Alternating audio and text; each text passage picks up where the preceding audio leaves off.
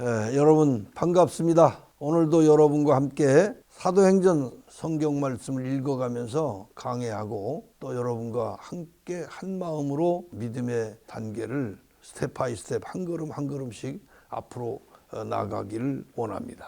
사도행전 3장 1절 말씀이에요. 제9시 기도 시간에 베드로와 요한이 성전에 올라갈새. 제9시 기도 시간이라고 그랬어요.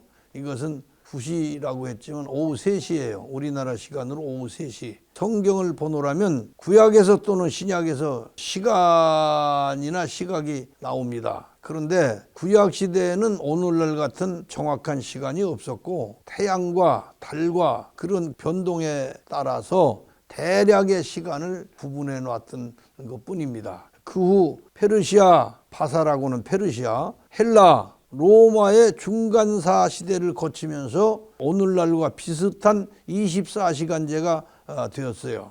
그래서 지금까지 통용되고 있습니다. 그러나 유대인의 시각 구분은 24시간제와 전혀 다른 새벽 6시가 0시로 기준되어 있어요. 유대 시간으로 제4시면 오늘날 시간으로 9시가 되고 제6시면 정오 12시가 되고 제9시면 오후 3시가 되고 제1시면 오후 7시가 됩니다. 그러니까 6시간 차이가 나네요. 사도들 모두가 기도에 힘썼음을 우리가 여기서 알 수가 있어요. 어떤 시간을 정해놓고 성전에 올라가서 또 어떤 기도하는 장소를 정해놓고 기도하러 올라갔다. 그런 걸 우리가 알 수가 있어요. 베드로와 요한은 기도 시간을 정해놓고 성전으로 올라간 것으로 보여집니다. 여기 기록된 성전은 예루살렘 성전 바깥 뜰 동편에 있는 솔로몬 행각을 말한 것 같습니다. 기도라고 하면은 앉아서 그냥 눈 감고 이렇게 말하는, 하나님께 말하는 그런 것만 단순히 기도라고 한 게, 기도라고 하는 이 말씀 속에는 사람들에게 자기의 그 신앙과 예수님에 대한 것을 표현하고 말하고 알려주고 또 그것이 잘 증거되도록 하나님께 구하고 그런 내용이 기도라고 볼 수가 있습니다. 3장 2절서 5절까지입니다. 나면서 안진뱅이 된 자를 사람들이 메고 오니 이 성전에 들어가는 사람들에게 구걸하기 위하여 날마다 미문이라는 성전 문에 두는 자라. 그가 베드로와 요한이 성전에 들어가려 함을 보고 구걸하거늘 베드로가 요한으로 더불어 주목하여 가로되 우리를 보라 하니 그가 저희에게 무엇을 얻을까 하여 바라보거늘 나면서 안진뱅이 되었다. 이것은 이스라엘 사람들 전체를 함축해서 보여주는 그런 모습이라고 할 수가 있어요. 현대에 이른 오늘날 신앙은 어떤가 하고 생각해 보면 출발부터 그 안진뱅이 불구자 신앙을 배운다 이렇게 볼 수가 있어요. 처음 교회를 나가면서부터 믿기만 하면 구원받고 믿기만 하면 축복받고 믿기만 하면 천국 가고 이런 식입니다. 누가 이 안진뱅이 불구자 된 신앙인을 똑바로 일으켜 세워 걷기도 하고 뛰기도 하며 영적 사람이 되게 하여 하나님을 찬양하게 할 것인가? 구걸하며 손 벌리는 신앙, 주여 주시옵소서, 주여 이루어 주옵소서, 주여 주여 하며 공짜로 구하는 이 모습, 이것은 안진뱅이는 자기가 뭐든 하려고 하지 않고 앉아서 그냥 달라고 손만 벌리는 그런 신앙의 모습이라 할 수가 있겠습니다. 지키라고 하는 것, 예수님의 계명, 예수님의 정신, 이런 것은 알려고 배우려고도 하지 않습니다.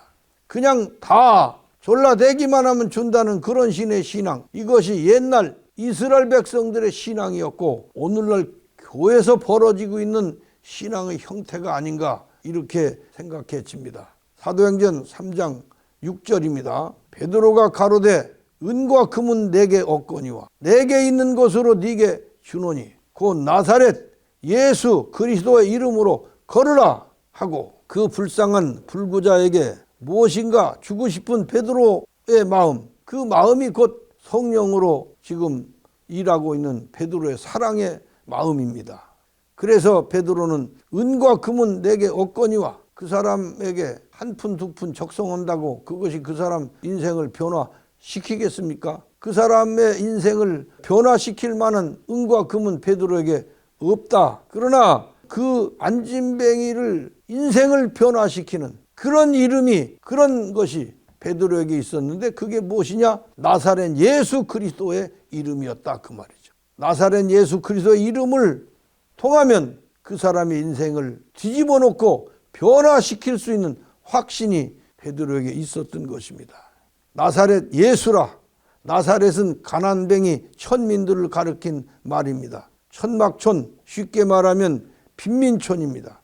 그래서 나사렛에 살거나 나사렛 출신하면 무시하고 멸시했습니다. 나사렛에는 돈도 없고 족보도 없는 나그네들이 모여 살던 마을입니다. 나사렛 예수란 천민 예수, 가난뱅이 예수란 뜻이 숨겨진 것입니다. 돈을 구결하던 안진뱅이에게 은과 금은 내게 없고 그 가난뱅이 나사렛 예수 그리스도의 이름은 있다. 내가 그 이름을 네게 주겠다. 나사렛 예수, 나그네로 오신 예수 그리스도의 이름으로 걸으라 하며 오른손을 잡아 일으킨 것입니다. 왼손이 땅을 의지하는 그런 손이라면 오른손은 하늘을 의지하여 하늘을 잡는 손이라고 할 수가 있습니다. 눈도 둘이고 귀도 둘이고 콧구멍도 둘이고 손도 발도 둘씩 있는 것은 모두 하나의 상징적 의미를 지니고 있는 것입니다. 하나님께서 우리 몸을 구상하여 만드실 때 남자 여자로 만드신 것도 다 음양의 이치입니다. 왼손이 육신이라면 오른손은 영입니다. 오른손을 잡아 일으키니 힘없이 주저앉아만 있던 발과 발목이 곧 바로 힘을 얻게 된 것이다. 사람은 하늘을 의지할 때, 영적 삶을 살 때 신앙의 힘과 능력이 솟아납니다.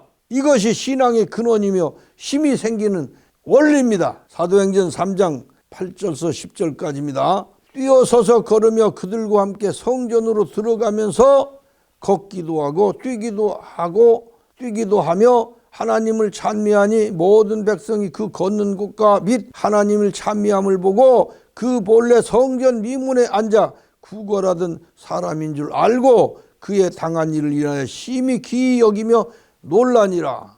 여러분, 다른 사람들이 메어다 놓아야 구걸이나마 했던 그 사람, 다른 사람의 의지 없이는 살아갈 수 없던 그 사람, 이 사람이 나사렛 예수 그리스도의 이름을 받자마자 혼자 설 수 있게 되었던 것이다.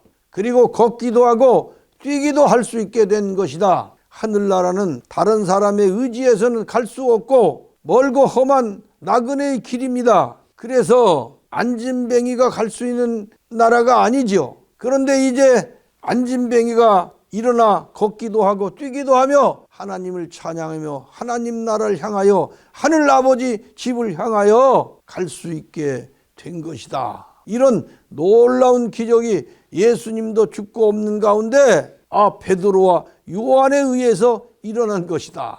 그러면 이것을 뭐라고 할까? 예수님의 생애를, 예수님의 능력을 이 베드로와 요한이 재현하고 있었다. 예수님이 육체로 제자들과 함께 계실 때는 기적도 능력도 예수님이 행하셨고 제자들은 하지 못했습니다. 그러나 예수님이 죽고 보혜사 성령이 제자들에게 영으로 오신 후로는 예수님은 안 보이고 제자들만 보이는 가운데 기적의 역사가 일어났으니 사람들이 이상하게 생각하며 놀랐던 것입니다. 여기서 예수께서 제자들에게 내가 가서 너희가 있을 곳을 예비한 후 다시 오겠다고 약속한 그 약속이 성취된 것임을 우리는 알아야 하는 것입니다. 오늘 여기까지 말씀드리고 다음 시간으로 이어가겠습니다. 여러분 잘 들어주시고 말씀을 여러분께서 사랑해 주신 걸 감사하게 생각하고 여기서 마치겠습니다.